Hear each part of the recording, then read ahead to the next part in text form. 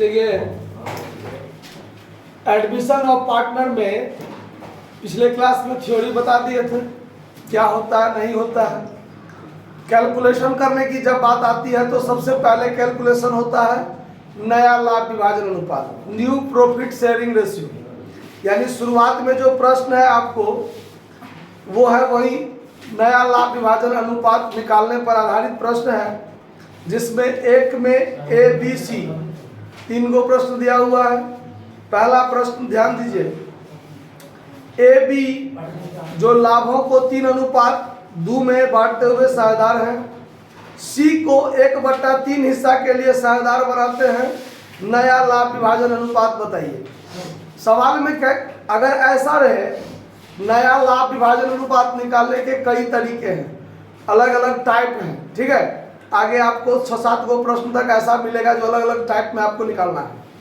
लेकिन पहला टाइप जो है आपको कि नया साझेदार जब प्रवेश करेगा उसको लाभ में कितना हिस्सा मिलेगा सिर्फ उतना स्पष्ट दे देगा। जैसे देखिए दिया हुआ ना कि सी को 1/3 हिस्सा या 1/5 हिस्सा या 1/7 हिस्सा 1/10 हिस्सा, कुछ भी ऐसा करके लाभ में उसको हिस्सा दिया गया है, सिर्फ इतना ही कहा गया रहेगा। तो वैसे प्रश्न को कैसे सॉल्व करेंगे ध्यान से देखिए। जब ऐसा कंडीशन रहे तो हमको पहले मान लेना है, क्या मान लेना है, let total profit of the firm, total profit of the firm equal to 1। देखिए सबसे पहले हम मान लेंगे, माना कि फर्म का कुल लाभ 1, ये मान लिया मैंने। जब हम 1 मान लेंगे तो सवाल में कहता है कि नया साझेदार जो सी है उसको 1/3 हिस्सा दे दीजिए। मतलब फर्म का कुल लाभ 1, उसमें से 1/3 किसको दे दीजिए, सी को। तो जो शेष लाभ बचेगा वो शेष लाभ कौन लेगा, ए और बी लेगा, जो बचा हुआ पुराना साझेदार है वो लेगा। तो यहां पर लिख देंगे न्यू पार्टनर सी, सीज कर दीजिए, अपोस्ट्रोफी लगा दीजिए, new partner sees new share equal to 1/3। मतलब नया साझेदार जो सी है उसका नया हिस्सा कितना है, 1/3 है।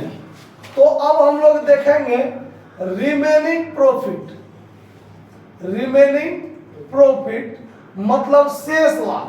मतलब 1 में से 1/3 तो हम सी को दे दिए, तो 1 में से 1/3 घटा दीजिए, भिन्न घटाव आता होगा आपको, 3 में से 1 घटेगा तो बचेगा 2/3। मतलब पहले हम फर्म का कुल लाभ 1 मान लिए, 1 में से नया साझेदार जो सी है उसका हिस्सा हम दे दिए, तो 1 में से 1/3 घटा दिया, फिर जो शेष लाभ बचा वो बचा 2/3। अब ये 2/3 जो बचा है ये कौन लेगा, जो पुराना साझेदार है वही लेगा, क्योंकि नया साझेदार को हिस्सा दे दिए मैंने। तो अब लिखेंगे old ratio of A and B equal to 3:2, मतलब 3:2।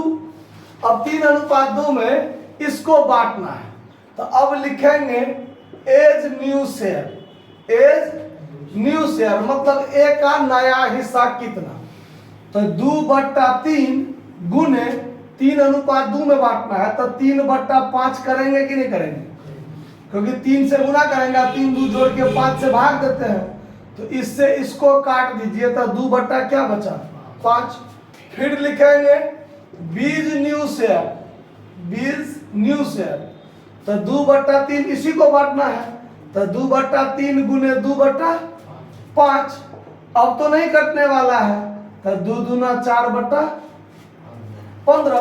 अब देखिए ए का नया हिस्सा हो गया, बी का नया हिस्सा हो गया और सी का नया हिस्सा हो गया, तीनों का नया हिस्सा हो गया ना।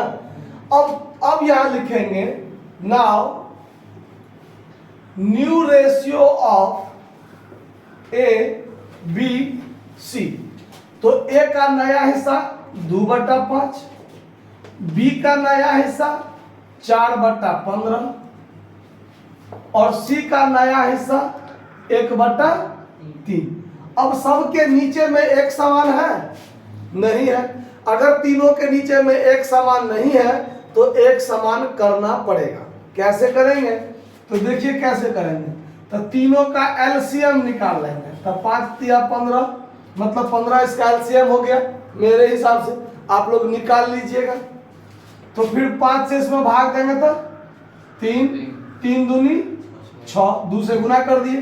फिर 15 से भाग देंगे तो 1 को 4 से गुना करेंगे 4, फिर 3 से इसमें भाग देंगे 5, 1 से गुना करेंगे 5, मतलब 6 4 5। ये क्या निकल गया? नया अनुपात। क्या निकल गया? नया अनुपात निकल गया। कोई बात इसमें कोई दिक्कत समझने में नहीं ना। तो इसका 1 का बी और 1 का सी सेम टू सेम इसी प्रकार से बनेगा। उसमें एल एम और एन साझेदार है, उसका अनुपात 7:6 दिया हुआ है। पहले ऐसे ही 1 मान लेंगे, 1 में से नया साझेदार जो ओ है उसका हिस्सा घटा लेंगे, जो बचेगा उसको एल एम और एन 3 साझेदार है ना पहले से, उसको पुराने अनुपात में क्या कर लेंगे? बांट लेंगे। फिर लास्ट में ऐसे ही सबको, उसमें 2 था तो बाद में 3 गो हुआ, पहले से 3 है तो बाद में 4 गो होगा ना। चारों को एक लाइन में खड़ा कर दीजिएगा, नीचे वाला एक समान होगा तो ठीक, नहीं होगा तो करेंगे।